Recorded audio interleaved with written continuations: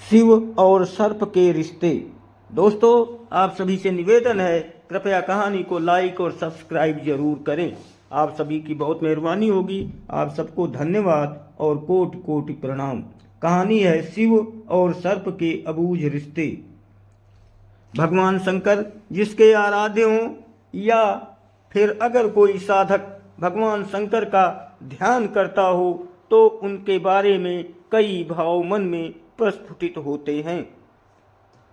जैसे कि भगवान शंकर त्रिशूल लिए साधना पर बैठे हैं, उनका तीसरा नेत्र यानी भ्रकुटी बंद है, उनकी जटाओं से गंगा प्रवाहित हो रही है, उनका शरीर समुद्र मंथन के समय विष पान करने की वजह से नीला दिख रहा है। भगवान शंकर की जटाओं और शरीर के इर्द गिर्द कई सांप लिपटे हुए हैं।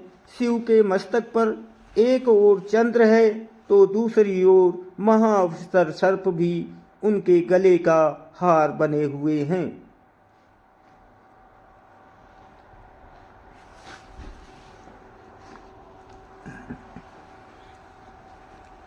उनके परिवार में भूत, प्रेत, नंदी, सिंह, सर्प, मयूर व मूषक सभी का संभव देखने को मिलता है। साधन क्रम में विचार सागर में कई विचारों का आगमन होता है। भगवान शंकर के बारे में कई कथाएं प्रचलित हैं।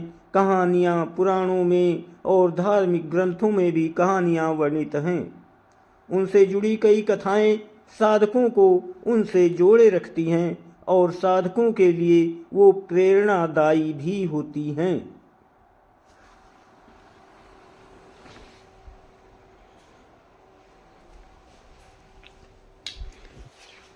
पौराणिक मान्यताओं में भगवान शंकर और सर्प का जुड़ाव गहरा है, तभी तो वो उनके शरीर से लिपटे रहते हैं।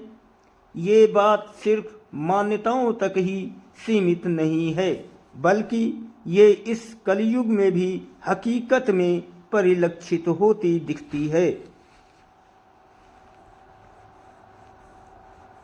यूं तो भगवान जनता जनार्दन के लिए अपनी कृपा बरसाने में अति दयालु हैं, लेकिन कहते हैं कि अगर आपको भगवान शंकर के दर्शन ना हो और अगर सर्प के दर्शन हो जाएं, तो समझिए कि साक्षात भगवान शंकर के ही दर्शन हो गए हैं। हम चल रहे हैं राजस्थान के माउंट आबू में। माउंट आबू राजस्थान का इकलौता हिल स्टेशन है जो अर्धकाशी भी कहलाता है। पौराणिक मान्यताओं और पुराणों के मुताबिक माउंट आबू अर्धकाशी इसलिए कहलाता है क्योंकि यहाँ भगवान शंकर के 108 छोटे बड़े मंदिर हैं।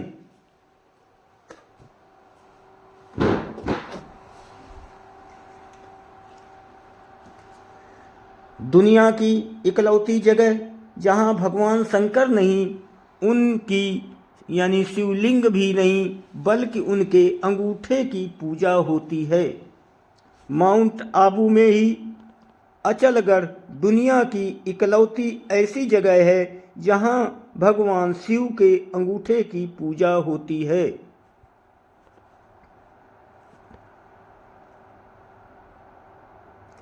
भगवान शिव के सभी मंदिरों में तो उनके शिवलिंग की ही पूजा होती है, लेकिन यहाँ भगवान शिव के अंगूठे की पूजा होती है।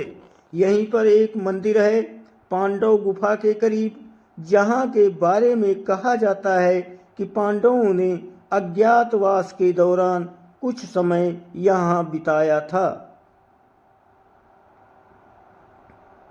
शिव मंदिर में बीते सोमवार को भगवान शंकर को जल और दूध से नहलाने पहुँचे श्रद्धालुओं को लगा जैसे भोले एक विशालकाय नाग के रूप में प्रकट हो गए हैं। मंदिर भोले के जयकारों से गूंज रहा था। शिवलिंग पर जल, बिल्वपत्र, भांग, धतूरा, फूल आदि चढ़ाए जाने का क्रम जारी था। तभी एक विशालकाय सर्प न जाने कहाँ से आकर शिवलिंग से लिपट गया।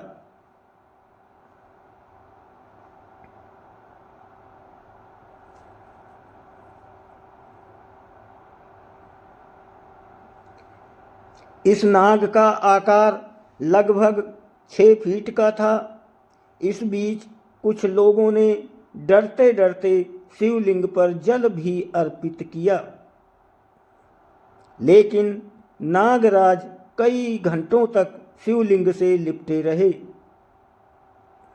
सावन का दूसरा सोमवार और शिवलिंग पर जल चढ़ाने का सिलसिला चलता रहा। इस बीच नाग की अटखेलियां भी जारी रहीं। वो कभी शिवलिंग के ऊपर बैठता तो कभी शिवलिंग के चारों तरफ लिपट कर बैठ जाता। लोग हैरान थे, लेकिन जो लोग वहां थे उनके मुताबिक ये हैरानी उस सांप को नहीं थी। वो शायद निर्भय होकर आनंद की अनुभूति कर रहा था।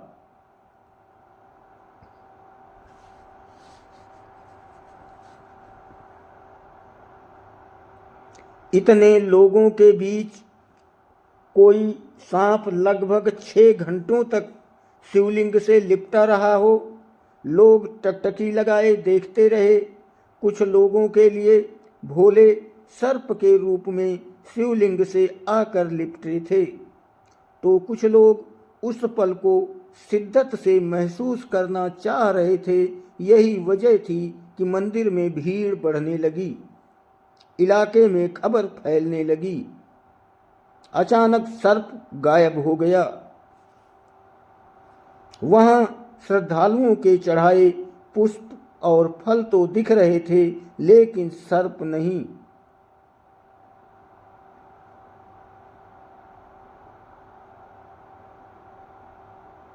सांप इंसानों के लिए खतरनाक होता है, लेकिन ये बात भी सच है कि उसे हम इंसानों से ज़्यादा डर लगता है। आस्था, विश्वास की परिभाषा, अध्यात्म की सीमा रेखा में सब कुछ मानने पर ही निर्भर है।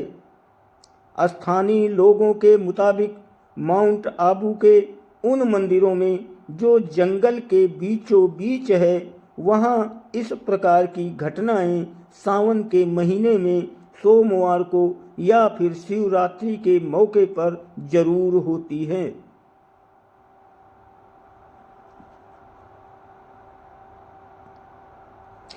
पिछले वर्ष इन्हीं जंगलों के एक शिव मंदिर में पंचमुखी 5 मुंह वाला सांप दिखा था। ये घटनाएं ये सिद्ध करती हैं कि शिव यानी शिवलिंग और सर्प का गहरा नाता है। ये रिश्ता इंसानी समझ से परे का है। क्या माने क्या न माने, ये हमारे विवेक पर निर्भर करता है। कुछ लोगों के लिए ये भोले का रूप हो सकता है, तो कुछ के लिए कोरा अंधविश्वास। लेकिन ये बात सोचने पर जरूर विवश करती है कि हजारों की भीड़ में एक सांप 6 घंटे तक शिवलिंग से कैसे लिपटा रहा, वो भी भोले के जयकारों और मंदिर में बजती घंटियों के बीच। फेसबुक देखने, सुनने और पढ़ने वालों से प्रार्थना है कृपया कहानी को लाइक और फॉलो जरूर करें। आप लोगों की बहुत मेहरबानी होगी। आप सभी को बहुत बहुत धन्यवाद। प्रणाम। सत श्री अकाल।